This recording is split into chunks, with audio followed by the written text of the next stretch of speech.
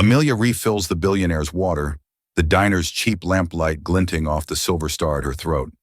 The old woman's hand flies to her own bare neck. Where? Where did you get that? Amelia, bracing for a complaint about her tarnished jewelry, has no idea her simple necklace holds the key to a stolen legacy. This isn't just a story about wealth and poverty. It's a story about a secret buried for 30 years, a devastating betrayal, and a single piece of jewelry that holds the power to reunite a family or tear it apart forever. Stay with us as we unravel the incredible true life story of Elena Vance and the waitress who unknowingly held the key to her heart. Elena Vance was a creature of habit and precision. At 82, she ran the Vance global conglomerate with the same iron will she'd possessed at 42. Her world was one of sterile boardrooms, sanitized private jets, and hushed conversations with men who managed fortunes larger than the GDP of small countries. Yet once a month, she broke her own rules. She would dismiss her driver, take a simple black-town car, and visit the corner bistro, a quiet, unassuming restaurant in a part of New York City she rarely frequented anymore. It wasn't the food she came for, though it was decent. It was the ghost of a memory. This was where she and her late husband, Richard, had their first real date. Back then, it was just a struggling diner, and they were just two ambitious kids with a dream cooked up in a garage. Now the garage was a global tech campus, and Richard was 10 years gone. The bistro was a time capsule, and sitting in her usual corner booth, Elena felt the suffocating weight of her e-lift, replaced by the heavier, sharper weight of grief. She traced the rim of her water glass, her mind drifting to Richard's laugh, the way he'd steal fries from her plate. "More water, ma'am." Eleanor looked up, pulled from her reverie. A young woman, likely in her late 20s, stood by the table with a picture. She had a kind, tired face, her brown hair pulled back in a simple ponytail that had started to fray around the edges. Her uniform was clean but worn. Elena noted the slight tremor in her hand, the sign of a double shift, the exhaustion that clung to those who worked for a living, not for a legacy. "Yes, thank you, Elena," said her voice softer than her board members ever heard it.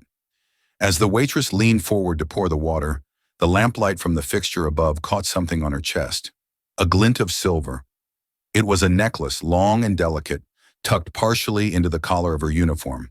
From the chain hung a small, uniquely shaped charm. It was a star, a locket fashioned into a five-pointed Polaris.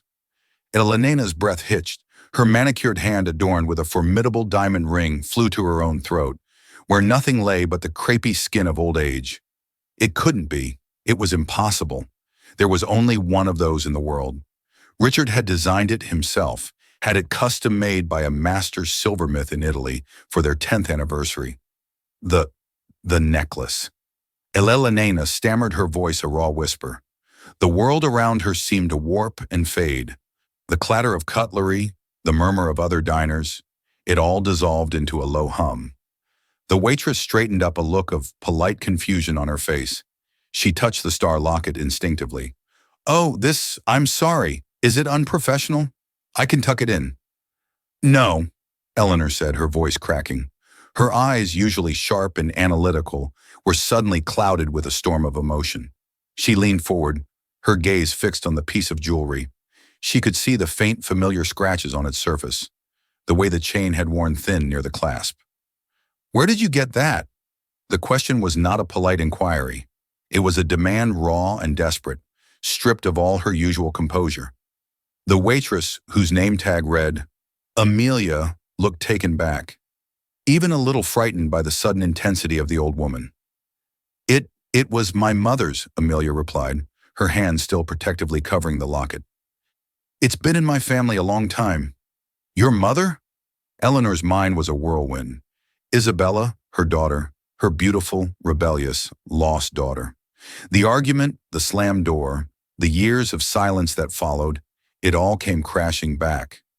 Elena pushed herself to her feet, her movements unsteady. The carefully constructed fortress of her composure, built over decades of loss and ruthless business, was crumbling. She reached a trembling hand across the table, not to touch the necklace, but as if pleading with the ghost it represented. "Please," Elena whispered, and the sound was so broken it startled them both. I have to know, what was your mother's name? Amelia hesitated, her brow furrowed with concern. This elegant, powerful woman was visibly falling apart in front of her. Are you all right, Mom? Should I get you some air? Her name, Elena insisted, her voice rising, drawing stares from the adjacent tables. A single tear, hot and heavy, escaped her eye and traced a path through the fine lines on her cheek. Then another and another. The billionaire, the titan of industry. Elena Vance stood in the middle of a cheap bistro and began to sob a heart-wrenching silent breakdown that shook her entire frame. All for a waitress's necklace. Amelia, stunned and overwhelmed, could only whisper the answer. Her name was Isabella Reed. Isabella. Elena's hand flew to her mouth to stifle a cry of pure, unadulterated anguish. It was her, after 30 years of searching, of hiring private investigators, who came up with nothing of nights spent staring at an empty nursery. Here was the answer. In a bistro around the neck of a tired waitress, her granddaughter. The ride to Elena's estate was a blur of silence and disbelief. Amelia, who had called her friend to cover the rest of her shift, sat awkwardly in the plush leather seat of the Rolls-Royce Phantom, a vehicle more luxurious than any apartment she had ever lived in. Beside her, Eleanor Vance was a study in contained grief, her eyes red-rimmed but dry, now staring out at the city lights as if seeing them for the first time. They pulled through imposing iron gates and up a long, winding driveway to a sprawling stone mansion that looked more like a museum than a home. A uniformed butler, a man named Charles who had served the Vance family for 40 years, opened the door, his face a mask of professional concern at the sight of his employer's disheveled state and her unexpected guest. Mrs. Vance, is everything all right? He asked, his voice a low, respectful baritone. Everything has changed, Charles, Elena said, her voice heavy with meaning. Please bring tea to the library for 2. The library was a room out of a dream with floor-to-ceiling mahogany shelves, a rolling ladder, and the scent of old paper and leather.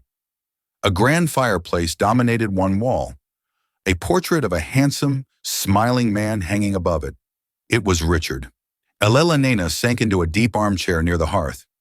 Please sit, she gestured to Amelia, who chose a stiff-back chair opposite her, perching on the edge as if ready to flee. Ma'am, Mrs. Vance, I don't understand what's happening. Amelia began, her voice trembling slightly. Elena took a deep, shuddering breath. That necklace. She started, her gaze drifting back to the silver star.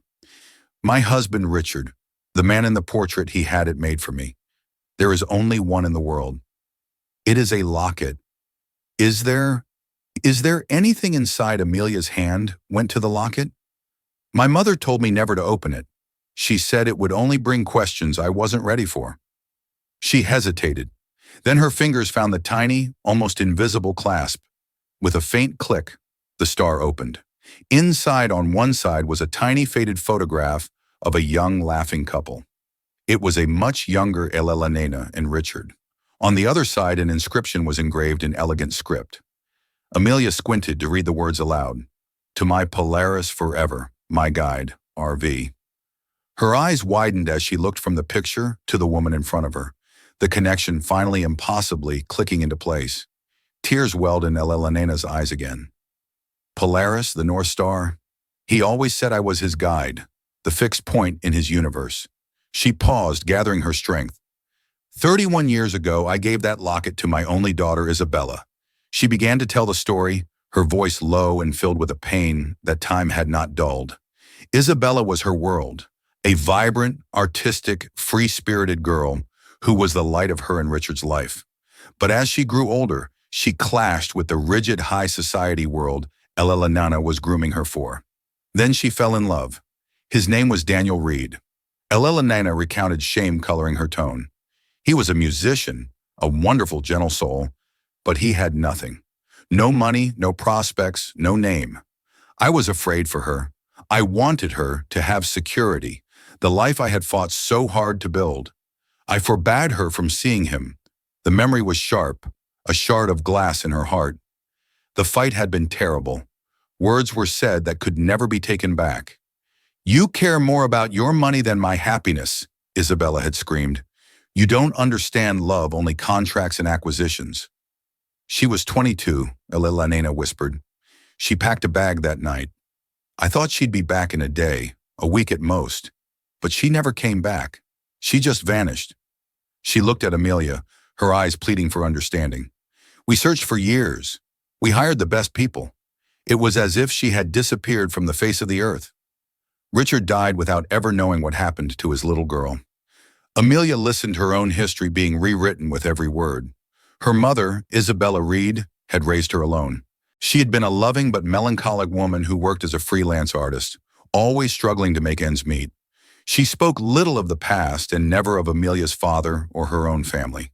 She had always said they had died in an accident. She had passed away from pneumonia 5 years ago, leaving Amelia with little more than a box of old sketches and the silver locket. My mother, she told me. My father gave her the locket before he died in a car crash. Before I was born, Amelia said softly, the lie she had believed her whole life crumbling. She said her parents were gone too. She never wanted to talk about it. Daniel Reed, did he die in a crash? Elena asked, her heart pounding. Amelia shook her head slowly. I don't know. My mother never used his name. I only know it from my birth certificate. She was always so sad. Now I think I understand why she was alone. She cut herself off from you to be with him, and then she lost him too. The two women sat in silence, the chasm of 30 years of secrets and sorrow between them. In the space of an hour, a waitress had discovered her mother was the runaway daughter of a billionaire. And a billionaire had discovered her lost child had lived and died in obscurity, leaving behind a granddaughter she never knew she had.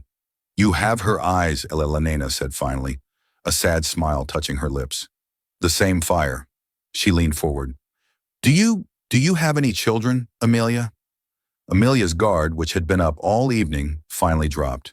A genuine warm smile transformed her tired face. Yes, I have a son. His name is Leo.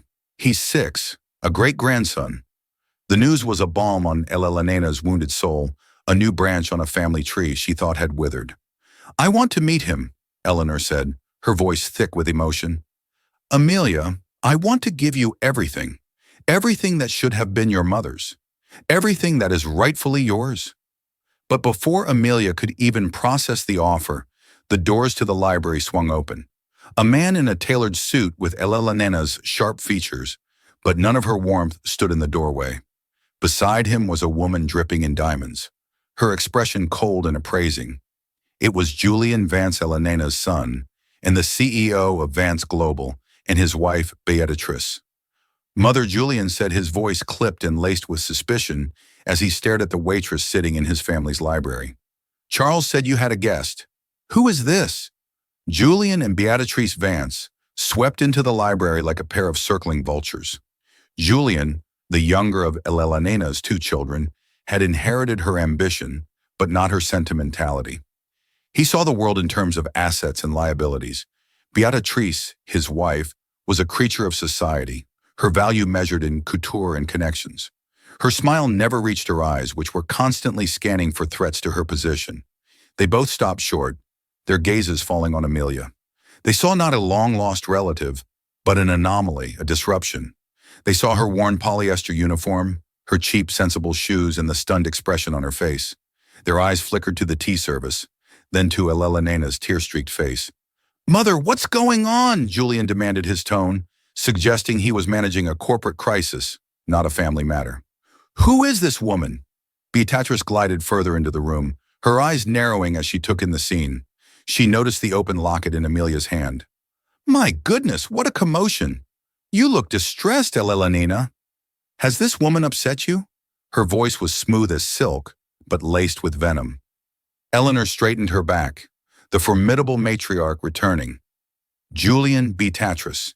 This is Amelia Reed. She is Isabella's daughter.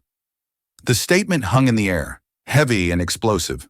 Julian's face went from suspicion to disbelief, then settled into a hard, cynical mask. Beatrice let out a short, incredulous laugh. Isabella's daughter, mother. You can't be serious, Julian scoffed. Isabella has been gone for 30 years. This is absurd. Is this some kind of joke? It is not a joke, Elena said, her voice dangerously quiet. She is wearing the Polaris locket, the one Richard gave me, and I gave to Isabella. Beatrice stepped closer, peering at the necklace with a dismissive air. A piece of jewelry, Elena, darling, that's hardly proof. Trinkets can be stolen, found copied.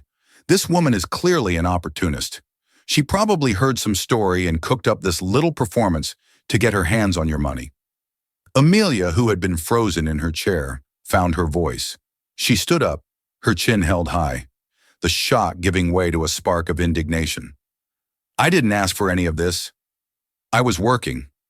Your mother is the one who, silence, Julian snapped, cutting her off with a wave of his hand as if dismissing a servant. He turned back to Elena. Mother, think about this rationally. You're emotional. A waitress shows up with a sob story and a necklace, and you're ready to rewrite your will. How convenient. How utterly transparent. This isn't about the will, Julian. This is about my grandchild. Elena retorted, her voice rising. This is about my blood, alleged grandchild, Beatrice corrected smoothly.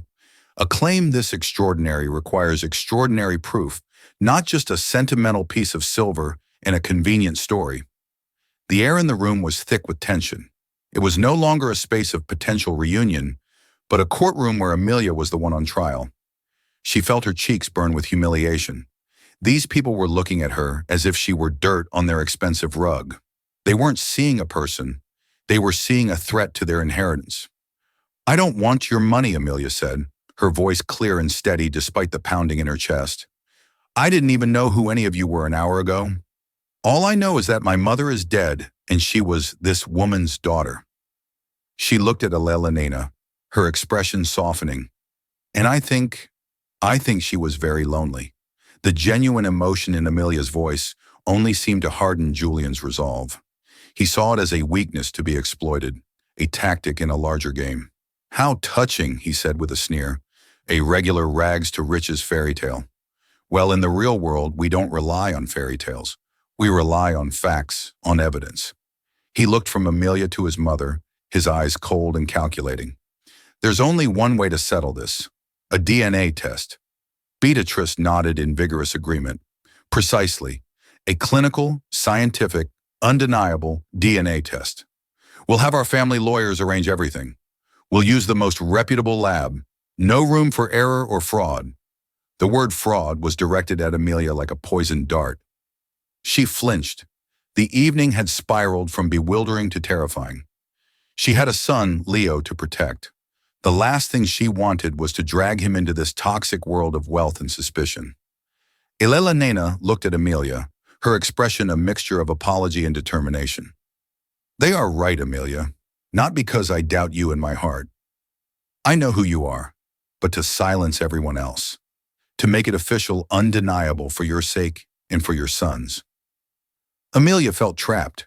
To refuse the test would make her look guilty like the gold digger they accused her of being. To agree meant stepping further into this nest of vipers. She thought of her tiny rented apartment, her mountain of bills, the constant worry that kept her awake at night. Then she thought of her son Leo and the opportunities a life like this could offer him. Good schools, health care, a future without struggle. But at what cost? Taking a deep breath, she met Julian's icy stare. Fine, she said, her voice firm. Do it. Do the test. You'll see. I'm not lying. Julian gave a curt, satisfied nod. Excellent. Our lawyer, Mr. Abernathy, will be in touch to collect your sample tomorrow. He then turned to his mother. Until we have the results, I forbid you from giving this woman a single dollar. For all we know, this is an elaborate scam, and she could disappear the moment she gets paid. She will be staying here in this house. As my guest, Elena declared her authority ringing through the room. A look of fury flashed across Julian's face before he masked it. As you wish, mother. But don't say we didn't warn you. With a final withering look at Amelia, Julian and Beatrice turned and left the library, their victory hanging in the air. The warmth that had briefly filled the room was gone, replaced by the chilling reality of what lay ahead. Amelia wasn't just discovering a family. She was entering a war. The next few days were a surreal limbo. Amelia and her son Leo moved into a guest suite at the Vance mansion, that was larger and more opulent than any home they had ever known. 6-year-old Leia was in heaven, convinced he had moved into a castle. He ran through the manicured gardens, marveled at the indoor swimming pool, and befriended the stern-faced butler Charles, who found himself cracking a smile for the first time in years. For Amelia, however, the mansion felt like a gilded cage. She was a guest, but also a specimen under a microscope. The household staff treated her with a mixture of curiosity and formal distance, clearly taking their cues from Julian and Beatrice, who made their disdain known at every opportunity. Elena, on the other hand, tried her best to bridge the 30-year gap. She showered Leo with affection and gifts he was too young to understand the value of. She spent hours with Amelia, showing her old photo albums, sharing stories of Isabella's childhood, trying to piece together the life her daughter had lived. For the first time in a decade, a genuine light returned to Elena's eyes. She was rediscovering a part of herself she thought was dead and buried. "Your mother loved to paint," Elena said one afternoon, her gloved finger tracing over a photograph of a teenage Isabella with paint smudged on her cheek. She could find beauty anywhere in a wilting flower, a crack in the pavement. Her voice trailed off, filled with regret. I tried to push her towards a more practical path. Business, law. I didn't understand that her art was her soul. I smothered the very thing that made her special. Amelia listened, absorbing these new facets of her mother. She saw the pain and guilt that haunted Elena, and her heart went out to the old woman. A fragile bond began to form between them, woven from shared grief and tentative hope. But Julian and Beatrice were not idle. They viewed this budding relationship as a catastrophic threat to their dominion, their inheritance, their status, their power. It was all at risk. "She's manipulating her. You see it, don't you?" Beatrice hissed at Julian one evening in their own wing of the mansion, playing the part of the meek, grateful orphan. "And your mother, adulterated by grief and age, is falling for it. Hook, line, and sinker." "The DNA results will take another week," Julian said, pacing his study. "We can't just wait. We need to discredit her. We need leverage, something to prove she's not the saint she appears to be." Beatrix's eyes gleamed with a cruel intelligence. "Everyone has secrets, darling, especially people who have had to struggle. They get desperate. They make mistakes." She picked up her phone. "I know a man, a private investigator, Robert Sterling. He's discreet and he's very, very good at finding dirt. Let's see what skeletons this little waitress has in her closet." Robert Sterling was a man who operated in the city's shadows. Within 2 days, he began digging into Amelia Reed's life. It was a disappointingly clean record. She worked hard, paid her bills sometimes late, and had no criminal history. She was, by all accounts, a decent person, but Sterling was paid to find something, and if he couldn't find it, he was adept at creating it. He discovered that 2 years prior, Amelia had been in a minor car accident. The other driver, a man named Marcus Thorne, had been aggressive and claimed she was at fault. The insurance handled it, but not before Thorne had made a scene. Sterling saw an opening. He contacted Marcus Thorne, a man with a gambling problem and a perpetually empty wallet. For a few thousand in cash, Thorne was more than happy to change his story. He would now claim that Amelia had tried to bribe him at the scene, offering him cash to not call the police because she'd been drinking. It was a lie, but it was a believable one. Beatrice was delighted. It wasn't a felony, but it was enough. It painted a picture of a deceitful, manipulative person. It was a seed of doubt they could plant in Elena's mind at the perfect moment. Meanwhile, Amelia remained oblivious to the plot against her. Her biggest struggle was with her own identity. One day she was a waitress, the next the potential heirs to a billion-dollar fortune. The whiplash was severe. One afternoon, Mr. Abnethy, the family lawyer, a kind elderly man with gentle eyes, requested a meeting with her.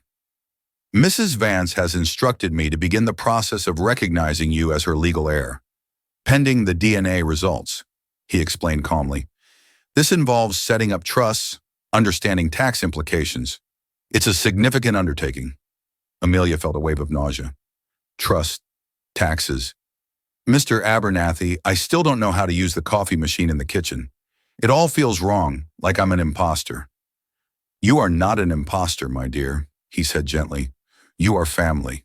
But be warned, with a family like the Vances, That title comes with as much conflict as it does comfort. Julian and Beatrice will not accept you easily."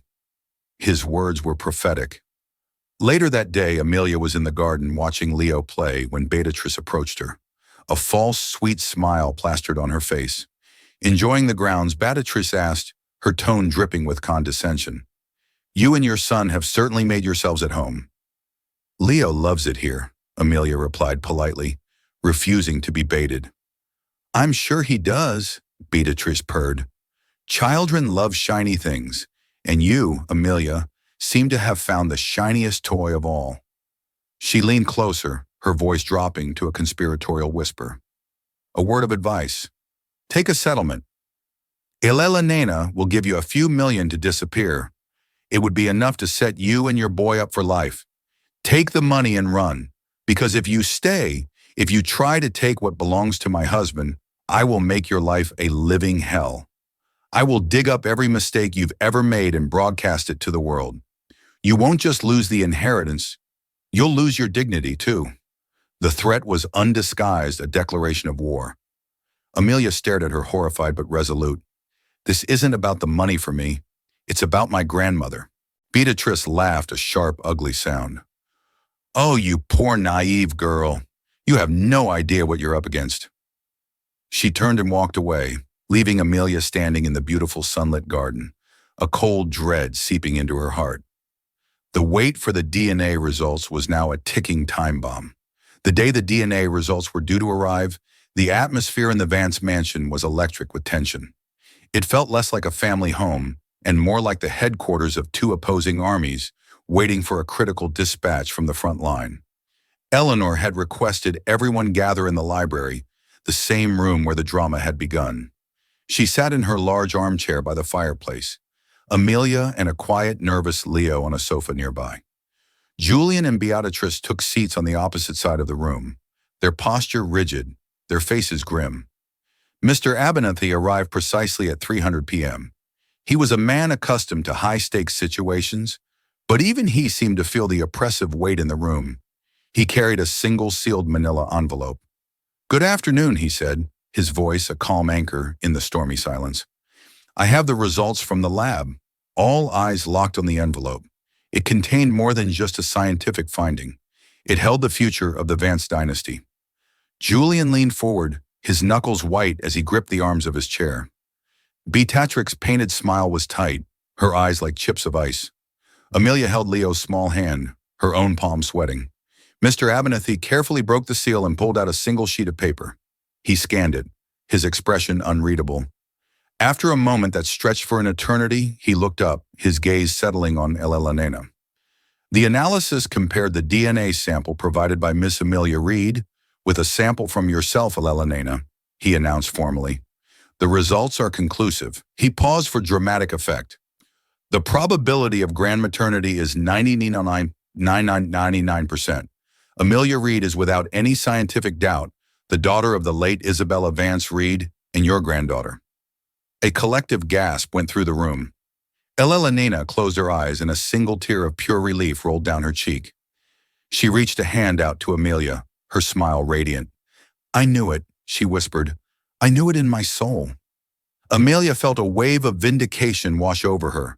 She squeezed Leo's hand and smiled back at her grandmother. A genuine, happy smile. It was real. It was all real.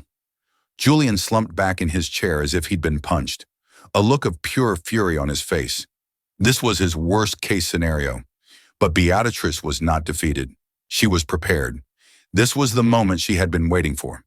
"Well," Beatrice said, her voice cutting through the emotional moment like a shard of glass. "That's settled." Then she stood up, a folder in her hand that Amelia hadn't noticed before. "While we were all waiting for this oh-so-touching reunion to be confirmed, Julian and I thought it prudent to do our own due diligence to understand exactly who we are welcoming into this family." Eleanor's smile faded. "Beatrice, what is the meaning of this? This is a moment for celebration. Is it?" Beatrice replied, her voice saccharine. "Or is it a moment to face the truth? You see, Elena, you may have found your blood, but you have no idea who this woman really is." She opened the folder. "We hired a private investigator, Robert Sterling, very thorough. She pulled out a document and began to read. Let's see. Amelia Reed, a string of low-paying jobs, constantly behind on rent. But this is the interesting part. 2 years ago on May 14th, a traffic accident on a Brooklyn street. The other driver, a Mr. Marcus Thorne. Amelia's blood ran cold. She remembered the incident, the belligerent man who had yelled at her. According to Mr. Thorne's sworn affidavit, Beatrice continued, her eyes gleaming with triumph. Ms. Reed was erratic and smelled of alcohol. When he threatened to call the police, she offered him $500 in cash to forget the whole thing, an attempt to bribe a man to cover up a DUI. How resourceful. The accusation was a bombshell. It was a complete and utter lie. But it was presented with such authority, a sworn affidavit, that it sounded damning. That's not true, Amelia cried out, jumping to her feet. He's lying. The man was a maniac.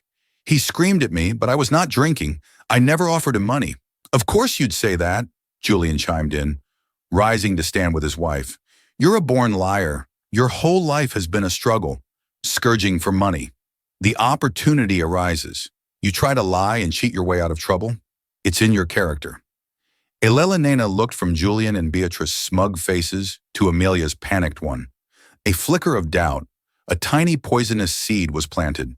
She had been so blinded by hope, so desperate to believe in this fairy tale. Had she been naive, she thought of her own world, a world of contracts, betrayals, and ruthless ambition.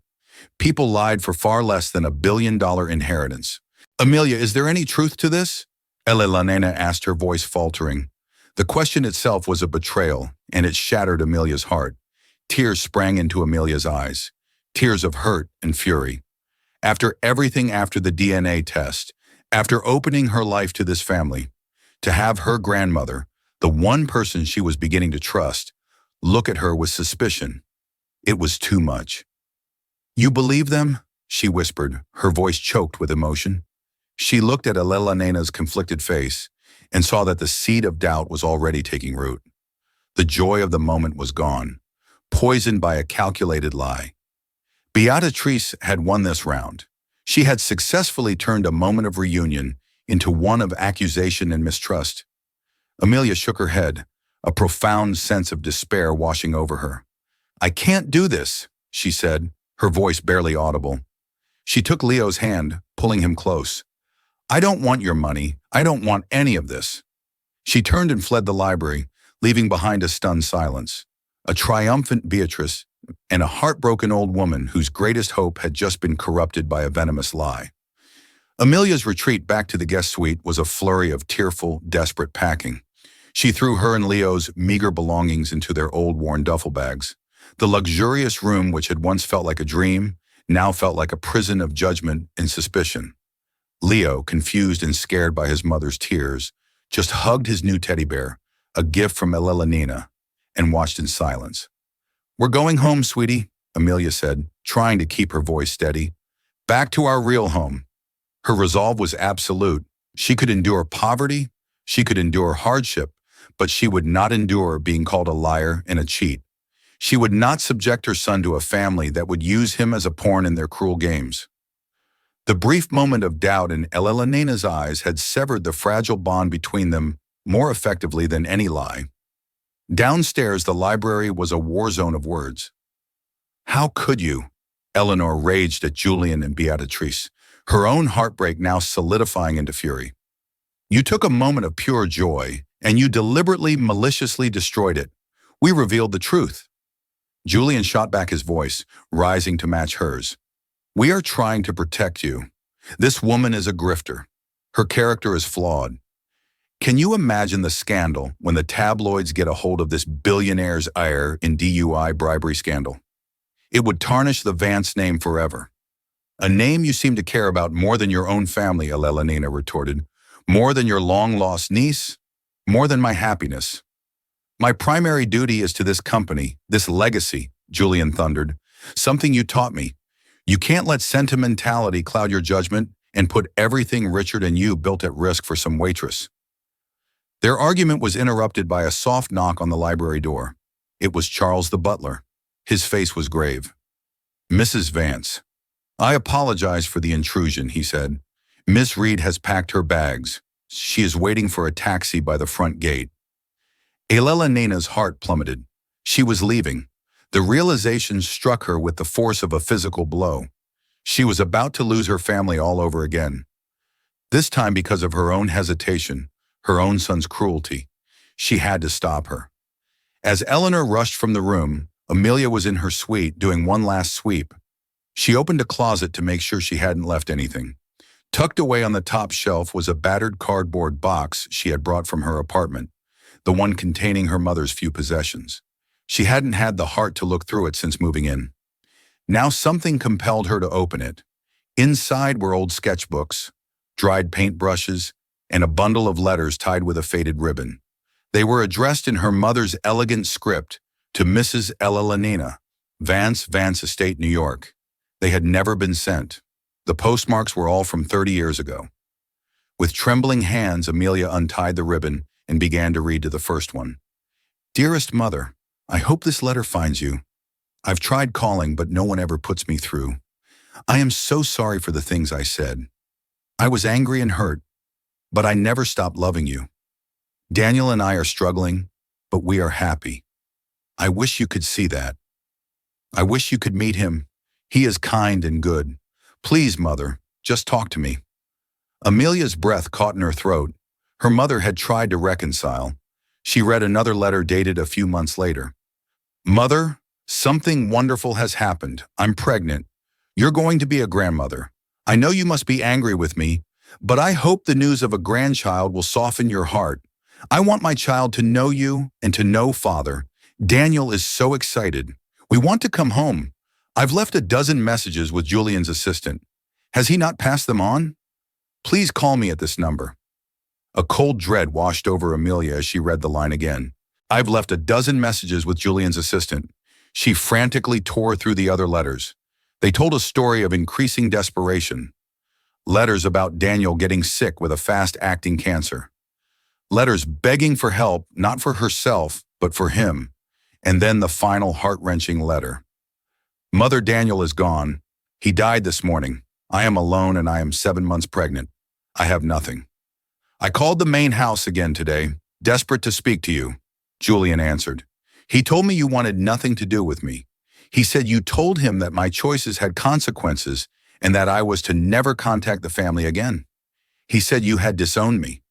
My heart is broken, Mother, not just for losing Daniel, but for losing you too. I won't bother you again. I will raise this baby on my own. Goodbye. Your daughter, Isabella. The letter fell from Amelia's numb fingers. It wasn't just a misunderstanding. It wasn't just a fight. It was a deliberate, calculated act of sabotage. Julian had intercepted the calls. He had lied to Isabella, telling her she was disowned. He had lied to his parents, letting them believe their daughter had simply vanished without a trace. He had single-handedly destroyed his own family to secure his position as the sole heir. At that moment, Elena burst into the room, her face etched with panic. Amelia, please don't go. We can sort this out. I was wrong to doubt you. Please. Her words died in her throat as she saw the letters scattered on the floor and the look of cold, devastating realization on Amelia's face. Amelia simply picked up the last letter and handed it to her grandmother. Eleanor's hands shook as she read her dead daughter's final words. She read about the calls about the pregnancy, about Daniel's death. But it was the part about Julian that made her world collapse. The lie, the cruel, unforgivable lie. The son she had raised, the man she had made CEO of her company, had not only allowed his sister to suffer and die alone, but had orchestrated it. He had let his parents grieve for 30 years over a loss he himself had engineered. A low, guttural sound of pure agony escaped Elena's lips. It was the sound of a mother's heart breaking for the second and final time. She looked up from the letter, her eyes no longer filled with tears, but with a fire of incandescent rage.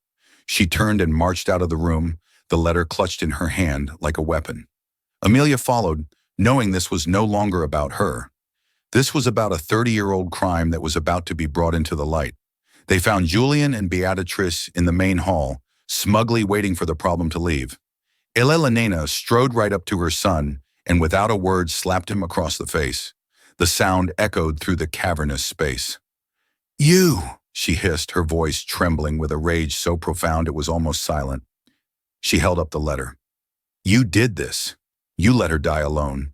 You let us think she was gone. You killed your own sister." Julian's face went white as he saw the letter. The mask of control shattered, replaced by pure cornered panic. "Mother, it wasn't like that. I was trying to protect you from her, from them. Protect me." Elena's voice rose to a terrifying roar. "You destroyed us. For money, for power. You are not my son. You are a monster." The truth was out. Ugly, brutal, and undeniable. The foundation of the Vance family had cracked open, revealing the rot and betrayal that lay at its core. The aftermath of the revelation was swift and brutal. In the cold light of his treachery, Julian Vance withered. His denials were weak, his excuses pathetic. Beatrice, seeing her entire world of wealth and status evaporating before her eyes, tried to distance herself, claiming she knew nothing of Julian's decades-old secret. But Elena was finished with them both. "Get out!" Eleanor commanded, her voice devoid of all emotion, save for a chilling finality. "Get out of my house. Mr. Abernathy will contact you tomorrow regarding your severance from the company and your disinheritance. You will receive nothing. You are no longer a part of this family." Julian and Beatrice stood there stripped of their power, their future annihilated by a bundle of old letters. They left the mansion that day with nothing but their expensive clothes and the public disgrace that was sure to follow. The Vance empire had a new direction, and they were not a part of it. In the quiet that followed their departure, Elena turned to Amelia. The old woman looked fragile, aged by the terrible truth. Yet there was a new clarity in her eyes. She walked over to Amelia and took both of her hands. "I am so sorry," Elena said, her voice thick with unshed tears. "I failed your mother, and I failed you by doubting you. Can you ever forgive me?" Amelia looked at the broken woman before her, the woman who was her grandmother, and saw not a billionaire or a matriarch, but just a mother who had lost her child. All the anger and hurt she had felt melted away, replaced by a deep shared sorrow. "There is nothing to forgive," Amelia whispered, squeezing her hands. "You didn't know. We were both lied to." That moment marked the true beginning of their family. The weeks that followed were not about lawyers and trust funds, though Mr. Abernathy handled all of that quietly in the background, officially installing Amelia as the primary heir to the Vance fortune. Instead, they were about healing. Eleanor, Amelia, and Leo became a small, tight-knit unit. They spent their days not in boardrooms, but in the gardens. Elena taught Leo how to play chess the same way she had taught Isabella. Amelia, discovering her mother's old art supplies, started sketching again, a talent she never knew she had. She drew pictures of Leo chasing butterflies of Charles the butler, secretly smiling of Elena asleep in her armchair. A look of peace finally on her face. One evening, Elena found Amelia sitting by the fireplace, the Polaris locket in her hands. "Your mother was supposed to give that back to me on her wedding day," Elena said softly. "It was a tradition I wanted to start. The matriarch passes it to her daughter, who passes it to hers. It's a symbol of our guiding star, the love that leads us home." She gently took the locket from Amelia's hand. "It was mine. Then it was Isabella's. Now, Amelia, it is yours." She carefully fastened the silver chain around Amelia's neck. "Wear it not as a memory of what we lost, but as a promise of what we have found." Amelia touched the star, its cool metal, a comfort against her skin. It was no longer just a piece of jewelry. It was her history, her future, her connection to a line of strong women she was now proud to be a part of. The mansion, once a cold and intimidating palace, slowly became a home filled with laughter. Leo's shrieks of joy echoing in the halls. Amelia's quiet chuckles and Elena's warm, contented sighs. The ghosts of the past had not vanished, but they no longer haunted the rooms. Instead, they were cherished memories integrated into the fabric of a new, stronger family. Elena Vance, the billionaire who had everything, had finally found the one thing she truly needed, the unconditional love of her family. And Amelia Reed, The waitress who had nothing discovered that her greatest inheritance wasn't the money, but the grandmother who had been waiting for her all along, guided home by the light of a silver star. In the end, this wasn't a story about a lost fortune being found, but about a lost family being reunited. It's a powerful reminder that the most valuable treasures we possess are not kept in vaults but in our hearts. The story of Eleanor, Amelia, and Leo teaches us about the devastating power of secrets, the corrosive nature of greed, and the incredible healing power of forgiveness and second chances. It proves that it's never too late to right a wrong, and that the bonds of family, though they may be stretched and tested, can ultimately endure even the deepest betrayals. If this story touched your heart, please let us know in the comments below. What would you have done in Eleanor's position? Have you ever witnessed a moment that changed someone's life forever? We'd love to hear your thoughts, and if you want more incredible true life stories that will inspire and move you, please hit that like button, share this video with someone who needs to hear it, and don't forget to subscribe to our channel and turn on notifications. Thank you for watching.